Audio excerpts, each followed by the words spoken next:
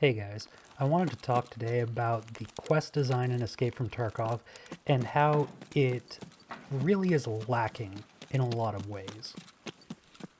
As I saw in the comments on my video about the quote-unquote ratting problem, a lot of people have pointed out that ratting and getting ratted is not fun. I would argue that the quest design in Tarkov actively encourages it because of the audio problems and the quest design.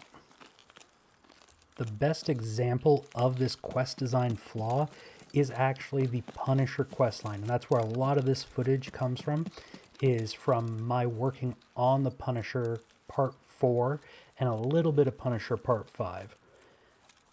Being forced onto a map like Shoreline, you really only get good PvP opportunities where you can be on somewhat equal footing if you get a spawn that's close enough to the resort. If you get a spawn like this first clip here where I spawn at the spawn part near customs, it's not really great. By the time I get up to the resort, people have already cleared a large portion of it, and there's no real opportunities to get a fight where, like I said, we can be on somewhat even ground. I do get lucky in this clip, though.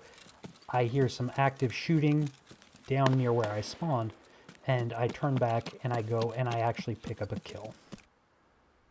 Now, the way that this actively encourages ratting, though, is if I want to have the upper hand in a quest where I have to be on a specific map with specific gear, I'm going to go to choke points. I'm going to hold those choke points in hopes of catching someone walking by.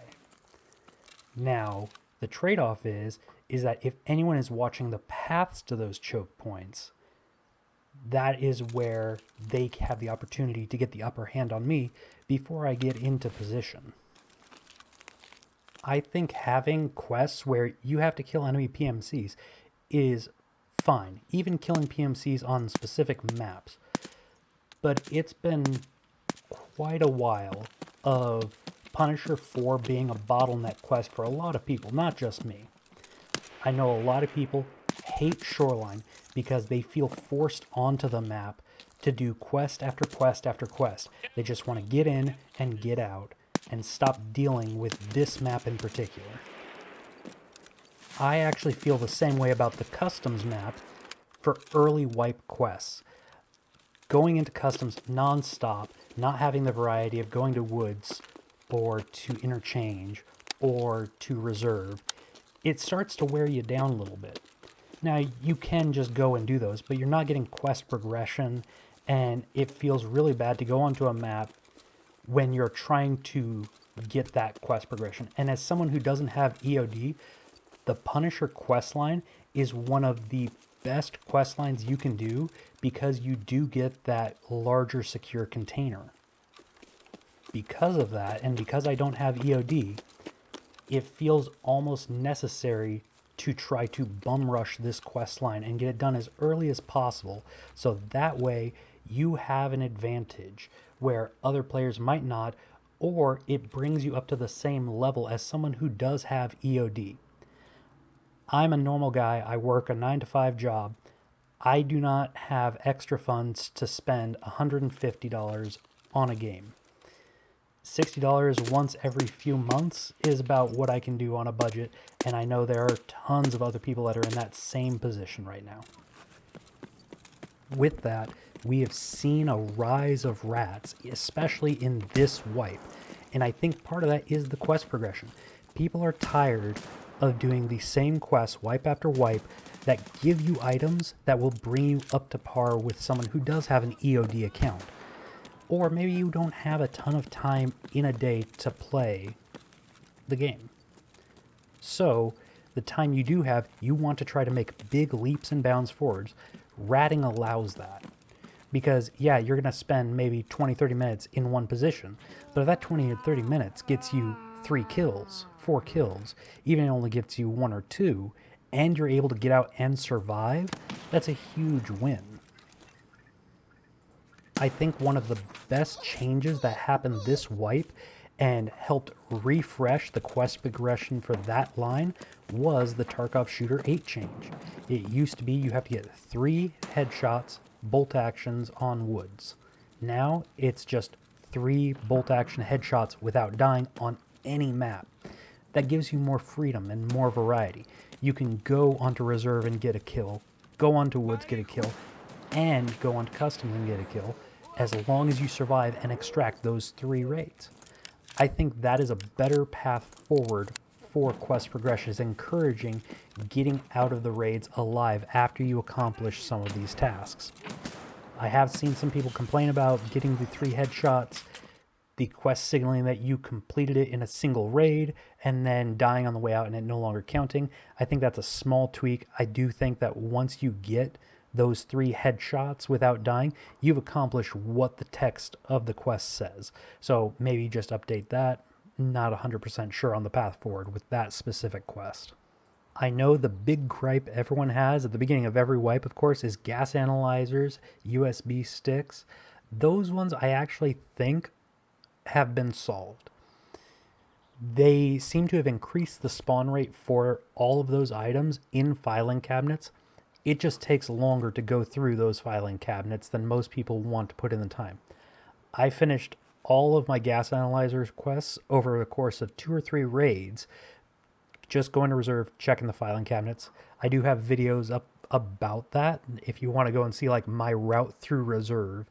It's also a fairly decent money-making route, especially this late into the wipe, because most people right now in reserve are going down into the bunker, they're looking for fights, and then they're getting out. With so many of the quests, especially early game, are pushed for leaving a map with items that you pick up. Golden pocket watch, the gyro stabilizers for skier, stuff like that. It encourages people to move slow, take their time, and really rat, because they don't want to die. They want to get the upper hand on anyone, or just let those other teams walk right on by as they get out with the quest item they need to keep progressing forward. For some quests, this makes a lot of sense. Like, lore-wise, you're supposed to go in and scout all of the doors to the bunker on reserve and then get out so you can live to tell Prapor about it. Other quests, I don't think you need to survive. It's the scrap metal and marking the Humvees on customs quests. You go, you mark them. So you have those requirements, but then you have to survive at least 1 raid on the map and get out. It's annoying that that has to be a thing, but I do think that there is room for more of that. I think they just have to have better consistency on which quests require it and which quests don't. I believe it's inventory check on reserve for Ragman, where you have to go and you have to check the different armories and all the pawn buildings. You don't have to live. Like, you have to survive a single raid, but you can go and tag each of those rooms once. So why not just go hide in a spot for 20-30 minutes? By then, most of the actual PMCs have left the map. You only have to deal with player scavs. It's super easy to just go hit all those and get out. I don't think that having that quest and then having Prappers, hey, check the bunker doors, have 2 separate requirements while the wording remains the same on them. I think that's part of the problem of the consistency. I am hopeful that BSG will start kind of refining those quests, so there is a much more, this is just how these quests are done, and it's all the same across the board. So all marking quests, for example, have you mark and survive an extract. Okay, cool. Done and done. All of the quests where you have to go and tag a place either don't require a survival and where you can do it across multiple raids, or require a survival and have it all done in a single raid.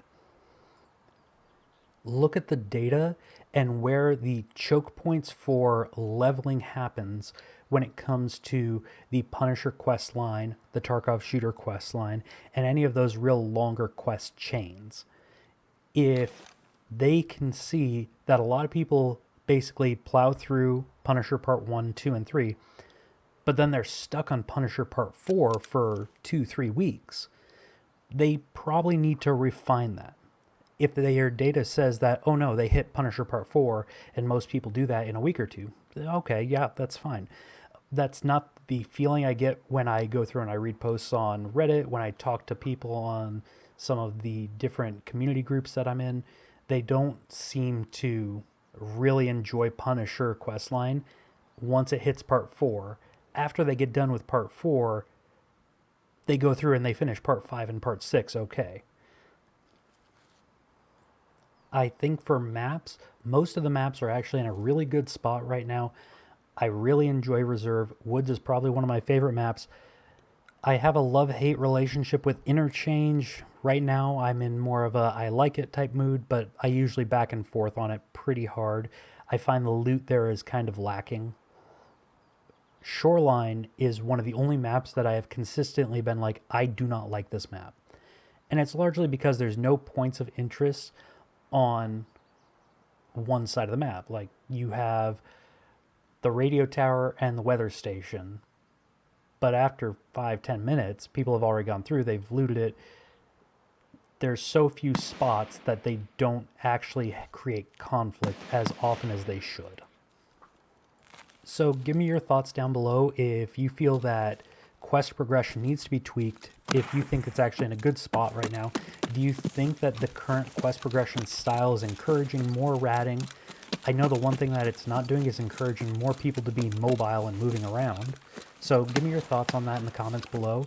Hit the like button, subscribe, and hopefully I'll be putting out another video in the next week or two. I got a little bit behind because about 3 or 4 of the videos I recorded were actually corrupted, so getting all of this edited and rendered has been a bit of a headache this week. I should hopefully have another one out for you sooner rather than later. I think I got all the OBS stuff figured out. Thanks a lot, guys. Take care.